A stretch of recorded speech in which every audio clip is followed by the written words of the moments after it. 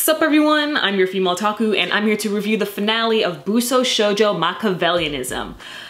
Oh boy, I hope I pronounced that right. This anime isn't great. It's not the anime of the season.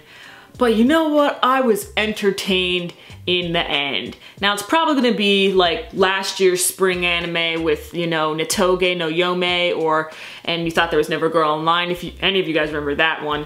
Like, that's an anime that I enjoyed at the time, but really, you know, forget like a bunch of what happened or don't really remember much of anything about the series.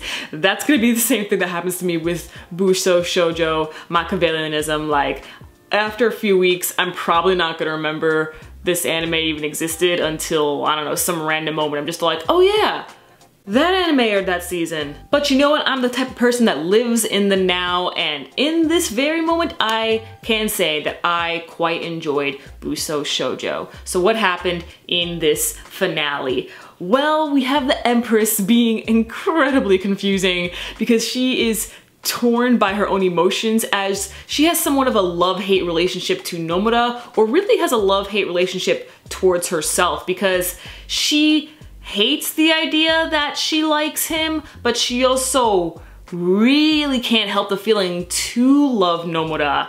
But again, she hates that. You see, it's confusing. It's not until the very end of the episode where Empress can fully admit to herself and to Nomura that she loved him from the beginning. And I can't blame her. Nomura, not only is he like one of my best boys of the season, he's honestly a great match for Empress. Although I do still ship him with Rin, I wouldn't mind if he actually did get together with Empress, because they honestly are pretty much identical. Strong beings who do whatever they so please. And that's exactly what Empress did when it came to Nomura being hers. Even though she was rejected by Nomura over at the airport when he went to go say goodbye to her, Empress goes up to him, kisses him, grabs him by the tie, kisses him, and she was just all like, make sure you tell the 5 swords that you're mine. And he's just all like, what do you mean? Since when was I yours? And Empress is all like, from the beginning. Bang, like, yeah. Empress. Oh, she's so cool. She's so cool. I can understand if you don't like her because she is, you know, kind of confusing, and I know a lot of people don't really like crazy characters because she's also rather insane. She's pretty much a yandere now that I think about it, but I love her. I love the crazy ones, I really do. And she's a crazy one that I just cannot help but love. Yandere as well, like, come on. Oh man, that speaks to me. The head mistress decided to make a joke telling everyone that Nomura was going to be expelled.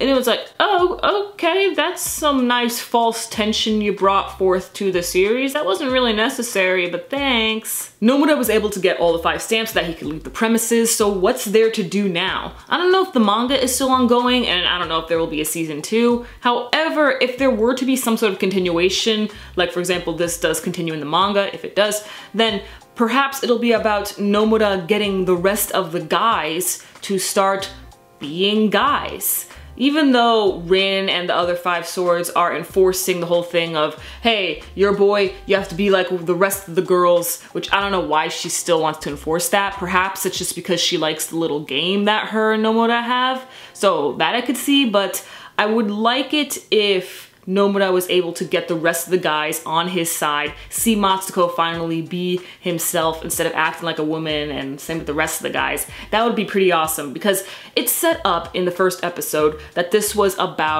anime was basically a play on, you know, modern day feminism, misogyny, you know, stuff like that. And it wasn't really brought up too much again since that first episode. They're bringing it up about once or twice more. But other than that, then it's pretty much left to the wayside, and it was really about Nomura trying to get the stamps instead.